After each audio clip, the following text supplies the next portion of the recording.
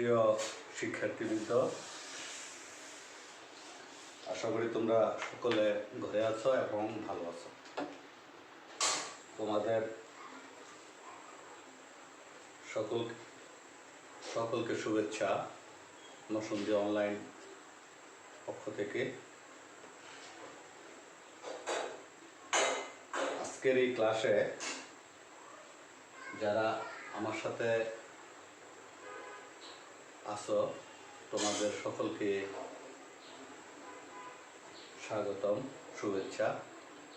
তোমরা বই খাতা কলম নিয়ে মনোযোগ সহকারে ক্লাসটা দেখো।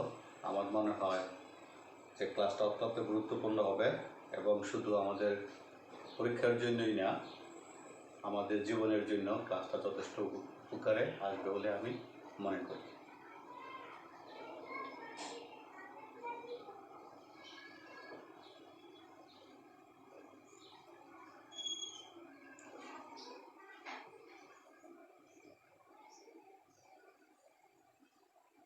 প্রিয় শিক্ষার্থী বন্ধুরা, আজকের পাঠে যথারীতি আমি মোহাম্মদ মাহবুব আলম, সিনিয়র শিক্ষক, বোরাদিয়া উচ্চ বিদ্যালয়, নরসিংদী সদর, নরসিংদী। আমাদের আজকের পাঠ পরিচিতি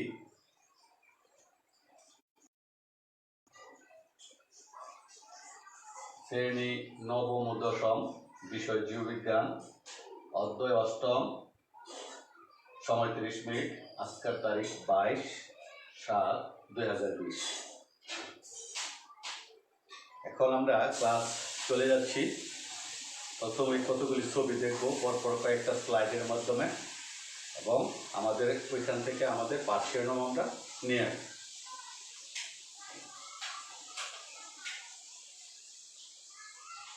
প্রিয় শিক্ষার্থী বিন্দুরা, তোমরা স্ক্রিনে কতগুলি ছবি দেখতেছ? এই যে 1টা 2টা 3টা 4টা ছবি।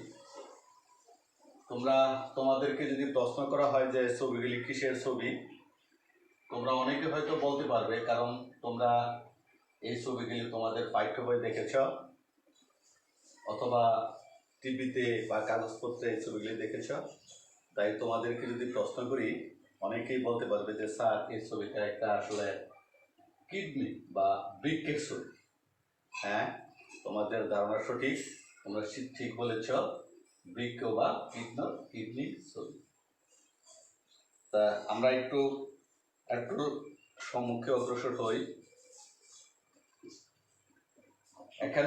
এখনো আরো 2টি ছবি দেখা যাচ্ছে, যে কি ওই একই ছবি। তোমাদেরকে প্রশ্ন করলে বলবে যে স্যার, ওই একই ছবি, তবে এটা কি করা হয়েছে, যে দৈর্ঘ্যচ্ছেদ করা হয়েছে বা প্রচ্ছদ করা হয়েছে। এখানে আরো কিছু ছবি আমরা দেখতে পাচ্ছি। ঠিক তোমাদেরকে প্রশ্ন করলে তোমরা ঠিক একই কথা বলবে যে স্যার, এটাও স্যার কিডনি বা বৃক্কের ছবি। তা আমাদের এই ছবিগুলো থেকে তোমাদের আজকে আমি ক্লাসে কি উপস্থাপন করব সেই বিষয়টা নিশ্চয়ই তোমাদের মাথার মধ্যে চলে আসছে। আমি যদি এখন প্রশ্ন করি যে আজকের ক্লাস কি হইতে পারে, আমার মনে হয় সকলেই সমসুরে হাত উঠিয়ে বলবে যে স্যার, ঠিক আছে স্যার, আরেকটা দেখি।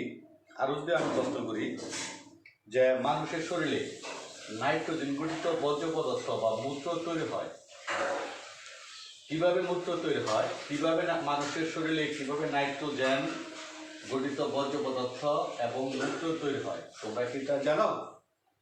আমার মনে হয় তোমরা একসাথে বলে উঠবে যে স্যার, কিডনির মাধ্যমে বা কিসের মাধ্যমে।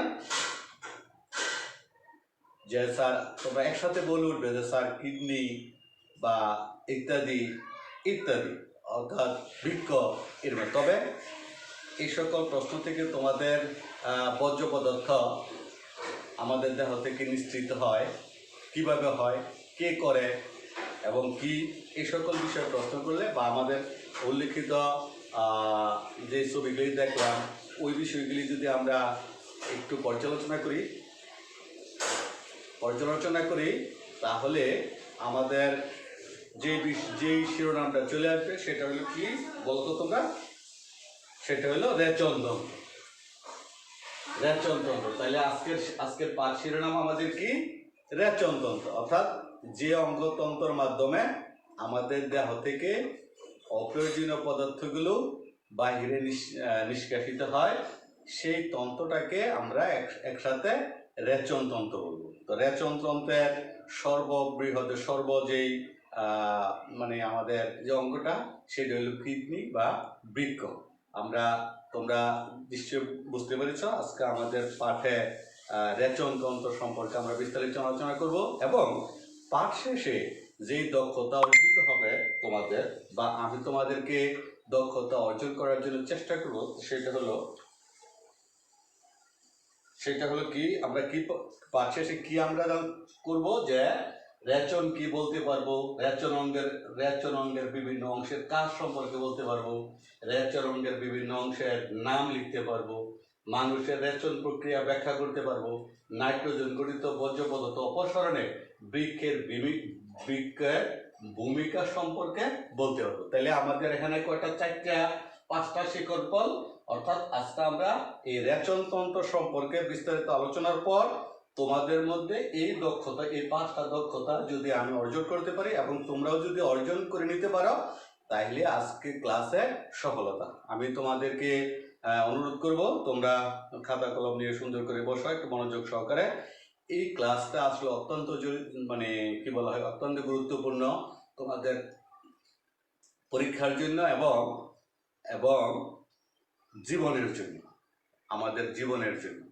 যাক, আমরা প্রথমেই যে শিক্ষণফল রেচন কি সেই বিষয়ে একটু জানবো।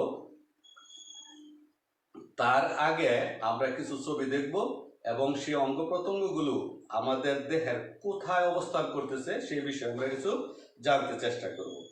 তোমরা একটা ছবি দেখতেছ, একটা ছবি প্রচ্ছদ করা। এখানে কতগুলি গুরুত্বপূর্ণ অঙ্গ আছে, যে সকল অঙ্গগুলো আমাদের কি বলা হয়, যে সেই অঙ্গগুলিকে আমাদের জানতে হবে, চিনতে হবে আজকের পাঠের জন্য। এবং অনেক কিছু গুরুত্বপূর্ণ অঙ্গ আছে যেগুলি আমাদের জানা খুব বাঞ্ছনীয়।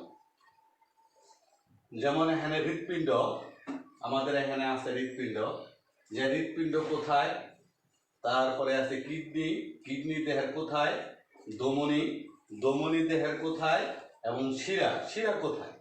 এখন তোমাদেরকে যদি প্রশ্ন করি যে আসলে বলো তো হৃৎপিণ্ড কোনটা, অনেকেই হয়তো প্রশ্ন করবে যে স্যার এইটা হইতে পারে, অথবা কেউ হয়তো এটা বলতে পারো, অথবা একটা কিছু বলতে পারো, যেমন স্যার মনে হয় স্যার এটা হইতে পারে, অথবা এটা হইতে পারে। যদি বলি কিডনি কোথায় দেহের মধ্যে, তখন তোমরা হয়তো বলতে পারো যে এটা হইতে পারে। যদি বলি ধমনী কোনটা, তখন হয়তো এইটা অথবা এটা বলতে পারো। যদি বলি শিরা কোনটা, তাহলে এটা হয়তো এটা অথবা ওইটা বলতে পারো। তাহলে এই অঙ্গগুলি আমাদের দেখে আমাদের স্কিল কি, কম্পিউটার কি বলে যে আসলে কোনটা। আমরা যদি হৃৎপিণ্ডের মধ্যে ক্লিক করি, তোমরা দেখো আমরা এখন হৃৎপিণ্ডের মধ্যে ক্লিক করতেছি, দেখো একটা চলে আসছে এখানে। তাহলে তাহলে হৃৎপিণ্ডের অবস্থান এখানে। তাহলে কোথায় তোমরা হয়তো জানো যে হৃৎপিণ্ড কোথায়, যে দুই ফুসফুসের মাঝখানে বক্ষপিঞ্জিরে একটু বাম দিকে আমাদের যে বিশেষ অঙ্গ সেটা হলো অবস্থান করে, সেটা হলো হৃৎপিণ্ড। আচ্ছা, যে কিডনি কোথায়, যা আজকে আমাদের পাঠের বিষয়ের সাথে অত্যন্ত সম্পর্কিত। কিডনির অবস্থান আমরা দেখি যে কিডনি কোথায়। এই তো কিডনি চলে আসছে, দেখো তোমরা এই দিকে, অর্থাৎ কোমরের দিকে একটু পিছন দিয়ে দুইটি কিডনি সিমের বিচির মতো দেখতে, নিশ্চয়ই তোমরা দেখতে হতো স্যার এটা একটা। অর্থাৎ তাহলে কি বুঝলাম, যে মানুষের শরীরে কয়টা কিডনি থাকে? 2টি কিডনি থাকে। কোথায় থাকে? যে একটু কোমরের নিচে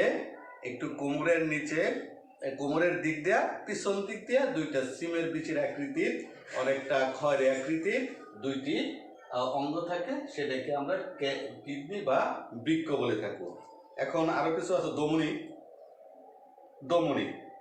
ধমনী লাল যেটা, অর্থাৎ এইটা হলো ধমনী, আর নীল রঙের যেটা ওইটা হইলো শিরা। যাক, আমরা এই প্রসঙ্গে খুব একটা কথা বলবো না, আমরা আমাদের আজকের যে পাঠের বিষয় কিডনি বা বৃক্ক সে সম্পর্কে বিস্তারিত আলোচনা করব।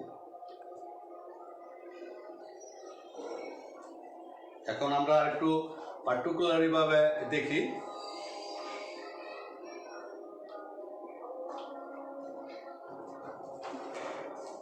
আমরা শুধু কিডনিটা তোমাদেরকে মার্কিং করে দেখাই দিচ্ছি যে আসলে এটা বৃক্ক বা কিডনি এই জায়গাতে অবস্থান করে, কিডনির অবস্থান। তাহলে তোমাদেরকে যদি প্রশ্ন করা হয় যে আমাদের শরীরের কিডনির অবস্থান কোথায়, এখন তোমরা এই প্রশ্ন থেকে তোমরা নির্দ্বিধায় এই বিষয়টা বলে দিতে পারবে। যাক, এখন আমরা কিডনির আকার আকৃতি নিয়ে একটু আলোচনা করব যে কত বড় কিডনি আমাদের শরীরে। তোমরা দেখতেছ কিডনি অনেক সিমের বীজের মতো, এগুলি একটা সিমের বীজ, দেখতে অনেকটা সিমের বীজের মতো। তোমাদের বইয়ের মধ্যে সেই প্রসঙ্গটা আছে যে কিডনি দেখতে অনেকটা সিমের বীজের মতো। তারপরে কি যে তেঁতুলের মতো দেখতে অনেকটা কার মতো? তেঁতুলের মতো।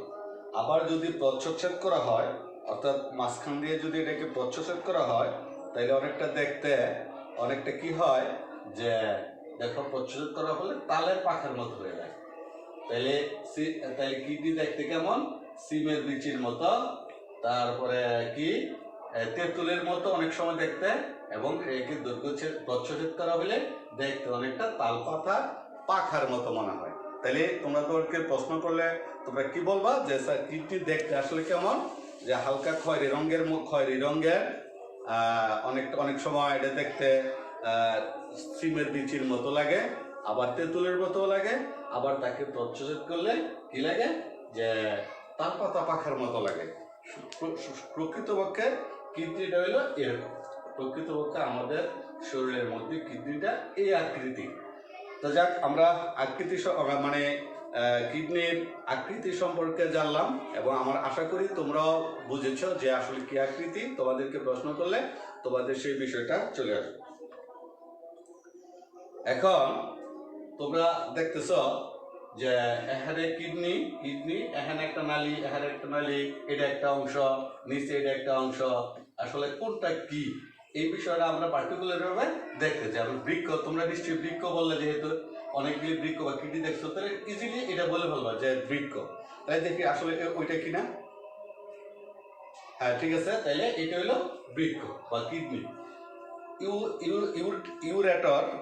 ইউরেটর নালীটা, অর্থাৎ এই যে নালীটা ইউরেটর, এটার মাধ্যমে, এই নালী দুইটার মাধ্যমে বর্জ্য পদার্থ সংগৃহীত হয়ে কি বলা হয় যে মূত্রথলিতে আসা, মানে মূত্রথলিতে চলে আসা। অর্থাৎ এইটার কাজ হলো এই রক্ত থেকে রেচন পদার্থ সংগ্রহ করা, বা রক্ত থেকে রেচন পদার্থ সেকে নেওয়া, এবং এই ইউরেটরের মাধ্যমে এই বর্জ্য পদার্থগুলো একটা নির্দিষ্ট, অর্থাৎ মূত্রথলিতে প্রেরণ করা। তাহলে এই ইউরেটরের মাধ্যমে বর্জ্য পদার্থগুলি কোথায় আসে? মূত্রথলিতে। তাহলে মূত্রথলি কোনটা? এটা হলো মূত্রথলি। অর্থাৎ এই মূত্রথলিতে এই কিডনির মাধ্যমে সংগ্রহকৃত রেচন পদার্থগুলো এই ইউরেটরের মাধ্যমে মূত্রথলিতে এসে সংগৃহীত হয়, এবং মূত্রথলিতে যখন মূত্রথলি পরিপূর্ণ হয়, তখন মূত্র নালী পথে দেহ থেকে এটা নির্দিষ্ট সময় অন্তর বেরিয়ে আসে। যেমন এটা হচ্ছে মূত্র নালী, এই নালীর মাধ্যমে এই মূত্রগুলো নির্দিষ্ট সময় অন্তর দেহ থেকে বের হয়ে আসে। তাইলে তোমাদেরকে প্রশ্ন করা হইলে তোমরা কি বলবে? যে কিডনি, স্যার এটা কিডনি। এই কিডনির কাজ হইল রক্তকে সেকে রক্ত থেকে বর্জ্য পদার্থ আলাদা করা, এবং বা নাইট্রোজেন ঘটিত পদার্থ আলাদা করা, পানি আলাদা করা, এবং সেই পদার্থগুলোকে ইউরেটরের মাধ্যমে মূত্রথলিতে সংগ্রহ করা, এবং মূত্রথলি যখন পরিপূর্ণ হয়, তখন মূত্রথলি থেকে মূত্রনালীর মাধ্যমে দেহ থেকে বের করে দেওয়া। তাইলে তোমরা আসলে বিষয়টা, আমার মনে করি তোমরা বিষয়টা সুন্দরভাবে বুঝতে পেরেছ। আমরা পরবর্তী স্লাইডে চলে যাই। আমরা পরবর্তী স্লাইডে চলে যাই, যে পরবর্তী স্লাইডে আমাদের কি আছে, আসলে এই রেচনতন্ত্রের এইটাই মানে সবচেয়ে বড় কাজ। তবে এই এই কিডনি কিভাবে সাকন কাজটা করে সেটা আমরা পরবর্তী স্লাইডে দেখার জন্য চেষ্টা করব। তাইলে আরেকটা বিষয় হলো, এখন যে দৈর্ঘ্য প্রস্থ আমাদের তো অনেক সময় আছে যে এটার একটা কিডনির দৈর্ঘ্য কত হইতে পারে, প্রস্থ কত হইতে পারে, এরকম প্রশ্ন আমরা অনেক সময় করে থাকি। তাইলে দৈর্ঘ্য 12 সেন্টিমিটারের মতো হয়, দৈর্ঘ্য একটা কিডনির দৈর্ঘ্য 12 সেন্টিমিটারের মতো হয়, আর প্রস্থ 6 সেন্টিমিটার, প্রস্থে প্রায় 6 সেন্টিমিটার। তাহলে তোমাদেরকে যদি বলা হয় যে একটা কিডনি, তোমরা যা এর আগে শুনেছ, এটা আকার আকৃতি বুঝেছ, অবস্থান দেখেছ, এখন তার দৈর্ঘ্য প্রস্থ, অর্থাৎ একটা কিডনির দৈর্ঘ্য প্রায় 12 সেন্টিমিটার হয়, প্রস্থে প্রায় 6 সেন্টিমিটারের মতো হয়। আমরা যদি স্কেল দিয়ে এটাকে পরিমাপ করি তাইলে আমাদের এই বিষয়টা চলে আসবে।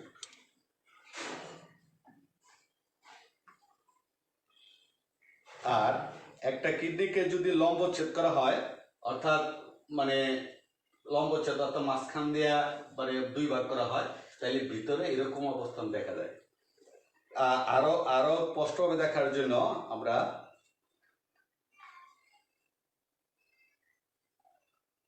এই তো বিষয়টা হলো, দেখো তোমরা যে লম্বচ্ছেদ করার পর বা দৈর্ঘ্য প্রচ্ছচ্ছেদ করার পর এরকম অংশ দেখা যায়, ভিতরে বিভিন্ন অংশগুলো থাকে, এই বিভিন্ন অংশগুলোর বিভিন্ন রকম কাজ করে রক্ত থেকে বর্জ্য পদার্থগুলো সংগ্রহ করে। তাহলে আমরা একটা বিষয় দেখতেছি যে মেডুলা, দেখি মেডুলা কোনটা।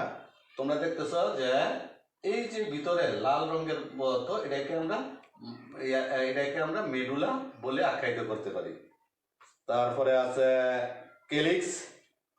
কেলিক্স, তোমরা দেখো অবস্থান কেলিক্সের অবস্থান দেখো।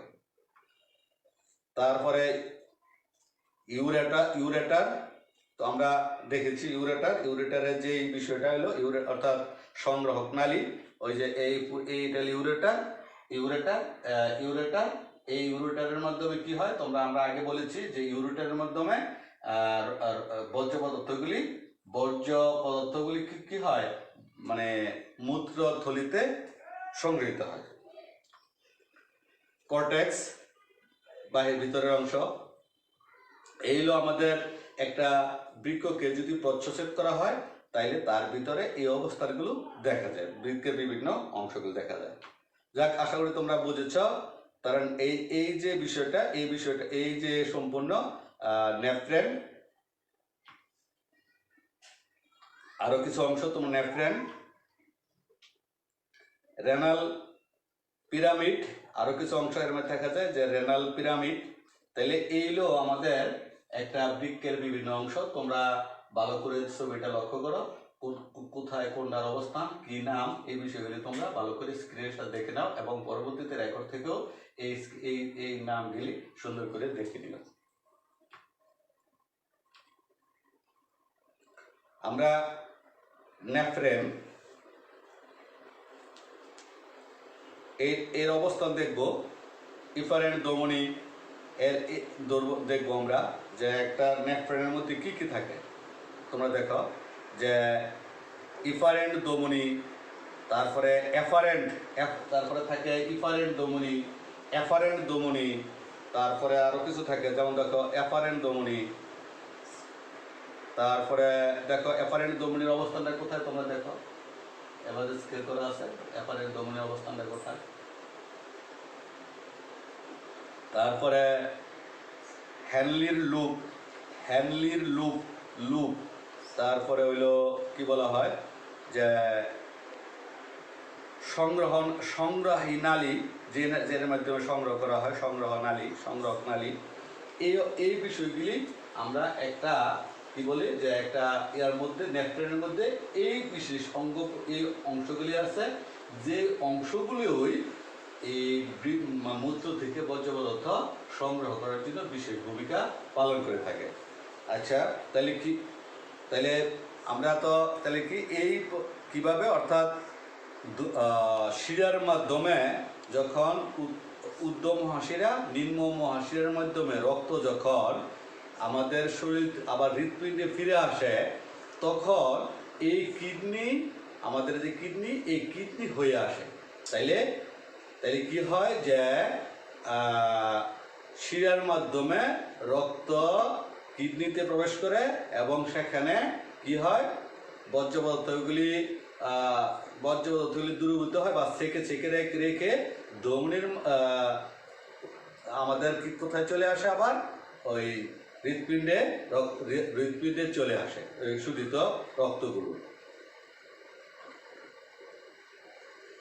এখানে একটা চিত্র দেখানো হয়েছে যে রক্তের মধ্যে বিভিন্ন বর্জ্য পদার্থগুলি থাকে, ওই বর্জ্য পদার্থগুলিকে সংগ্রহ করা হইল আমাদের কি এই কিডনির বা রেচন অঙ্গের বিশেষ কাজ। রক্তের বিভিন্ন প্রকার দূষিত পদার্থ দেখানো হচ্ছে। এখন আমরা মোটামুটি অনেকটা ক্লাস আগে আসছি, যে আমরা কিডনির সম্পর্কে জেনেছি, রেচন অঙ্গ কি জেনেছি, অবস্থান জেনেছি, তার দৈর্ঘ্য প্রস্থ জেনেছি, তার কাজগুলি জেনেছি, এবং আর কি জেনেছি যে তার ভিতরে একটা কিডনির ভিতরে যে নেফ্রনের বিভিন্ন অংশ সম্পর্কে আমরা জেনেছি। এখন যদি তোমাদেরকে আমরা প্রশ্ন করি যে রেচনতন্ত্র কাকে বলে, তাহলে আশা করি তোমরা সকলেই উত্তর দিয়ে দিবে যে স্যার যে তন্ত্রের মাধ্যমে, তুমি বলো রেচন কাকে বলে। বা আশা করি রেচনের বর্জ্য পদার্থ কি। তাইলে তোমাদেরকে যদি প্রশ্ন করা হয় রেচনের বর্জ্য পদার্থ কি, আমার মনে হয় উপস্থিত সকলেই সেই বিষয়টা বলে ফেলবে। এবং তো যদি বলা হয় যে রেচন, কাউকে যদি পার্টিকুলারলি বলি যে রেচনের বর্জ্য পদার্থ কি, হাত উঠাও, তাহলে দেখা যাবে যে সকলে হাত উঠিয়ে ফেলছো যে রেচনের বর্জ্য পদার্থ হলো কি, যে নাইট্রোজেন গঠিত বর্জ্য পদার্থ, মূত্র, ইউরিক অ্যাসিড ইত্যাদি, পানি, অন্যান্য খনিজ ইত্যাদি। অবস্থান কোথায়, তাহলে আমরা অবস্থান সুন্দর করে দেখাইছি যে অবস্থান কোথায় আমাদের মূত্রের, মানে বৃক্কের অবস্থান কোথায় যদি প্রশ্ন করি, তাহলে তোমরা নিশ্চয়ই বলবা যে স্যার একটু নিচের দিকে, কুমড়ের দুই দিকে হলুদ হালকা খয়েরি আকৃতির দেখতে, এবং এটার আকৃতি অনেকটা সিমের বিচির মতো, অথবা তেঁতুলের বিচির মতো, অথবা লম্ব ছেদ করলে এটা দেখতে অনেকটা তালপাতার পাখার মতো। তাই আমার মনে হয় এই বিষয়গুলি তোমরা খুব সহজে বলে দিতে পারবে। যাক, আমরা আরও এই বিষয় সম্পর্কে আরও একটু ধারণা নেওয়ার জন্য যদি আমরা একটা ভিডিও দেখি তাহলে কেমন হয় বন্ধুরা, তোমরা বলো তো, একটা ভিডিও দেখলে কেমন হয়? নিশ্চয়ই ভালো হবে। তাহলে চেষ্টা করি আমরা একটা ভিডিও দেখার জন্য।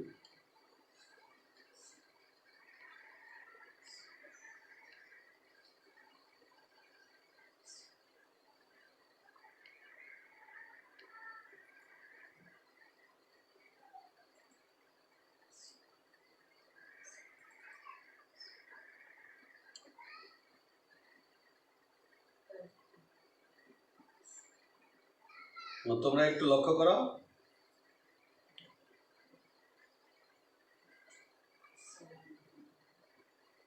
A proper chemical balance or homeostasis in the body falls largely on the kidneys. Human kidneys are paired kidney bean-shaped organs located on either side of the spinal column, extending slightly above the waist. The kidney functions as the body's main excretory organ, eliminating the metabolic waste products by filtering the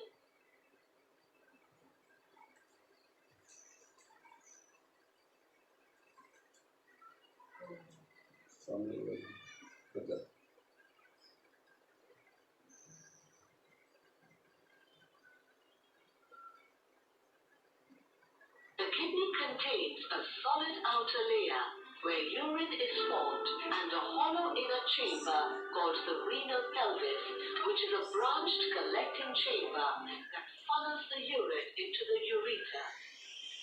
The outer layer of the kidney is divided into fan-shaped renal medulla and an overlined renal cortex.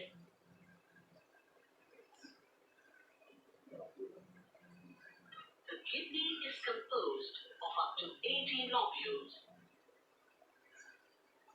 যাক, তাহলে আমরা আসলে দেখতেছি এখানে ঠিক আমরা যে আলোচনা করছি সেই বিষয়টা এখানে সরাসরি ওরা আলোচনা করছে। আমরা আবার আমাদের পাঠে চলে যাই। যে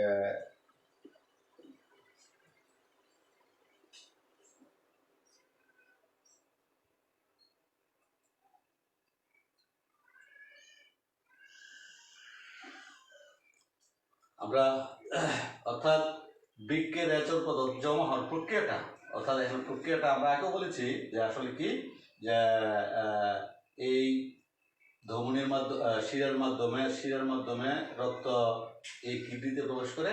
যে তোমরা এখন দেখতেছ যে শিরার মাধ্যমে রক্ত কিডনিতে প্রবেশ করে, এবং প্রবেশ করার পর কি হচ্ছে দেখো, যে দূষিত রক্ত অর্থাৎ যে অর্থাৎ একটু ওই সবুজ কালারের যে রক্ত, এটা হলো দূষিত রক্ত।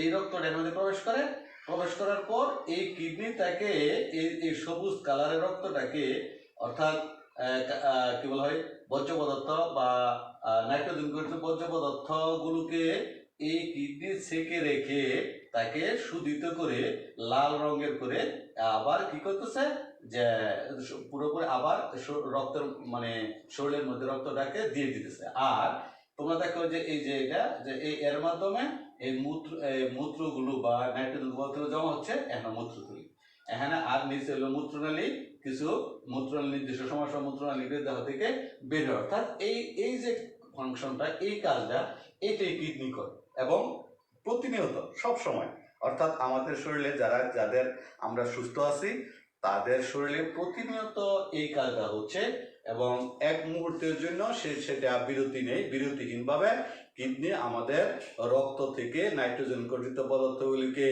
সাইক্লোনের মাধ্যমে বিচ্ছিন্ন করছে, এবং শুদ্ধিত রক্তটাকে আবার হৃৎপিণ্ডে ছেড়ে দিচ্ছে, হৃৎপিণ্ডে পাঠিয়ে দিচ্ছে, এবং সংগ্রহক নালীর মাধ্যমে এই মূত্রগুলো একটা মূত্রথলিতে সংগৃহীত হচ্ছে, এবং আমরা নির্দিষ্ট সময় অন্তর অন্তর সেটা দেহ থেকে বের করতে। অর্থাৎ এই যে বিষয়টা এটাই, অর্থাৎ রক্ত ঢুকছে সবুজ রক্ত, এবং সেখান থেকে লাল রক্ত অর্থাৎ শুদ্ধিত রক্ত হয়ে বের হচ্ছে। আসলে প্রকৃতপক্ষে এইটাই হলো কিডনির কাজ। আমাদের কিডনি এই কাজই করছে। তোমরা ছবিটা একটু ভালো করে মাথায় রাখো।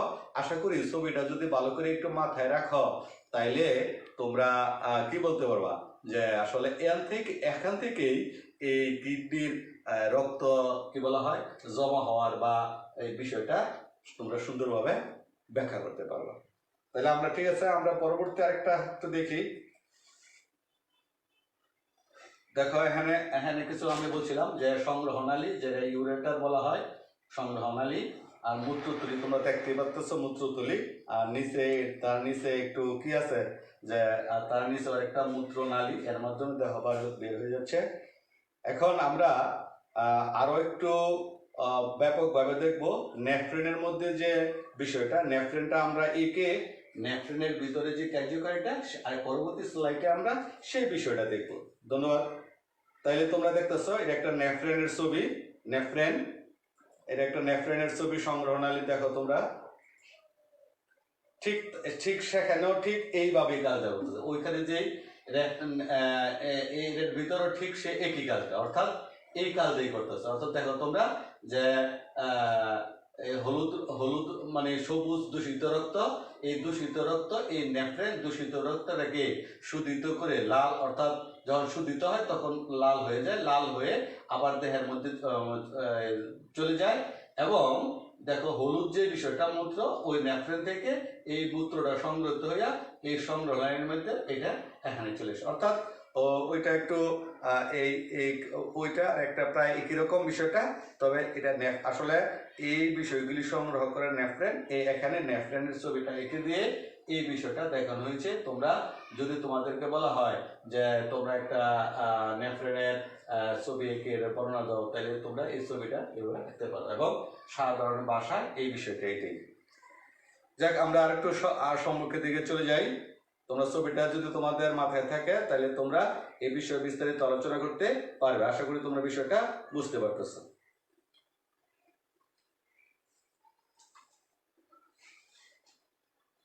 এখন আমরা মোটামুটি অনেক এগিয়ে গেছি, আমরা তোমাদের মূল্যায়নের দিকে চলে যাব। তোমরা এই পর্যন্ত আমরা যে শিখন বল ছিল সেই শিখন বলগুলো আমরা অর্জন করতে পারছি কিনা। আচ্ছা, আমরা একটু শিখন বলটা দেখে নিই। আমাদের শিখন বল কি ছিল?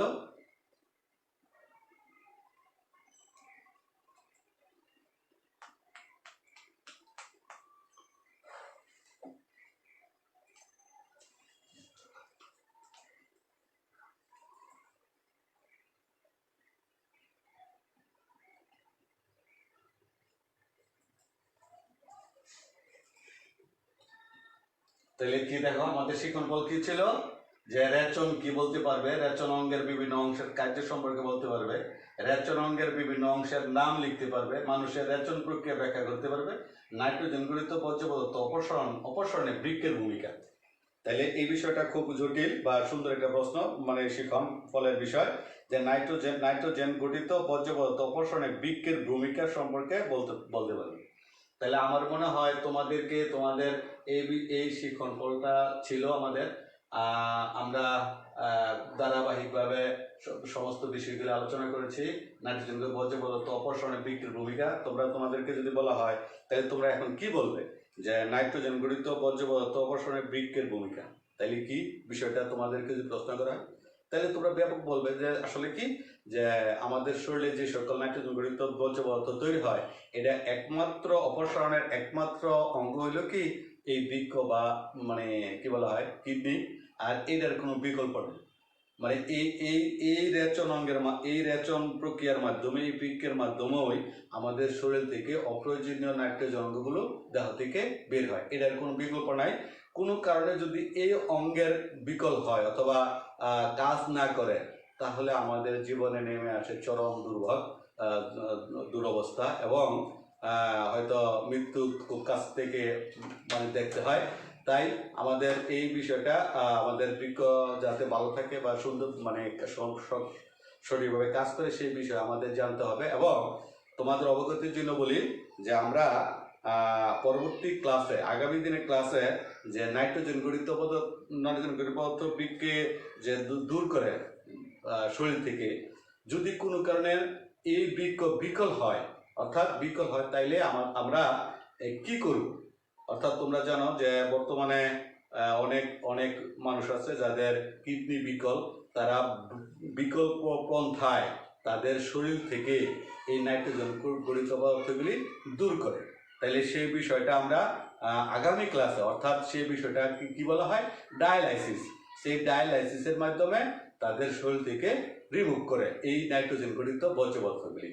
আমরা আগামী ক্লাসে এই ডায়ালাইসিস অর্থাৎ ডায়ালাইসিস প্রক্রিয়ায় কিভাবে নাইট্রোজেন গঠিত পদার্থ দূর হয় সেই ক্লাসটা আমরা আগামীতে ক্লাস থাকবো। তোমরা যত থাকবে আমার সাথে, আমার মনে হয় যে 2টা ক্লাস যদি তোমরা পরপর করো তাইলে আমার এই চ্যাপ্টার সম্পর্কে তোমাদের আর কোনো সমস্যা হবে না। যাক, আমরা আসলে এখন মূল্যায়নের দিকে চলে যাই। মূল্যায়ন, তা আমরা একক মূল্যায়নে গেছিলাম।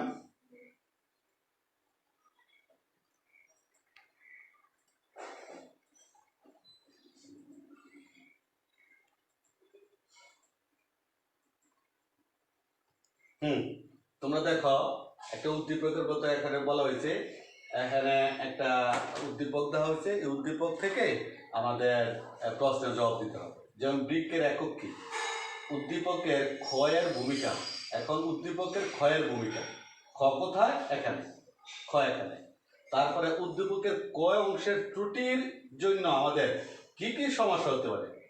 তাহলে উদ্দীপকের ক অংশের ত্রুটির জন্য, ক অংশ মানে কি এটা, তাইলে এবং কি কি সমস্যা হতে পারে। একটা উদ্দীপক তোমাদের প্রশ্নের মধ্যে ঠিক এইভাবে আসে, সামনে একটা উদ্দীপক দিয়ে ছবি থেকে দেয় অথবা কোনো স্ট্রিম লিখে দেয়।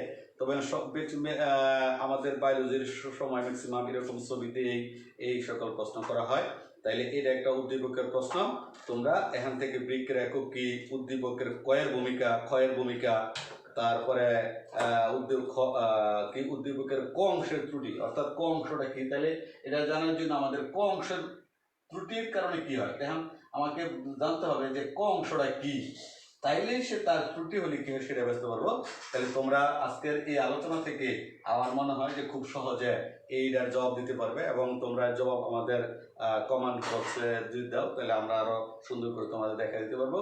তা এই কাজটা করার জন্য তোমাদেরকে 10 থেকে 15 মিনিট সময় যথেষ্ট হবে, তাহলে তোমরা করে নেবে। এখন আমরা প্রায় শেষ প্রান্তে চলে আসছি। তো তার আগে তোমাদেরকে যাতে বাড়িতে কিছু কাজ করো সেই জন্য কিছু বাড়ির কাজ দেওয়ার জন্য চেষ্টা করব।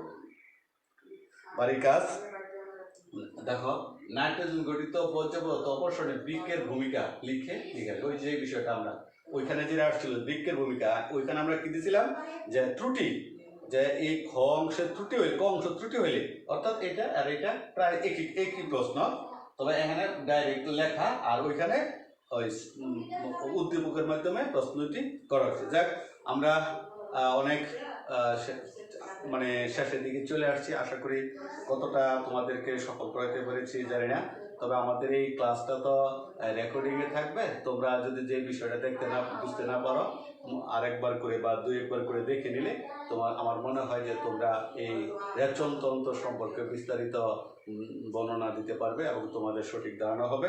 আর আমিও চেষ্টা করছি তোমাদেরকে সঠিক ধারণা দেওয়ার জন্য। তোমরা অর্জন করা তোমাদের এই শিক্ষণ ফল অনুযায়ী তোমাদের দক্ষতা অর্জন করে দেওয়ার জন্য চ্যানেলটা কতটুকু পেরেছি, তবে চেষ্টা ছিল। আশা করি আগামী ক্লাসে আমার সাথে থাকবে। আর এই বলে আজকে সবাইকে আন্তরিক ধন্যবাদ এবং আল্লাহ হাফেজ।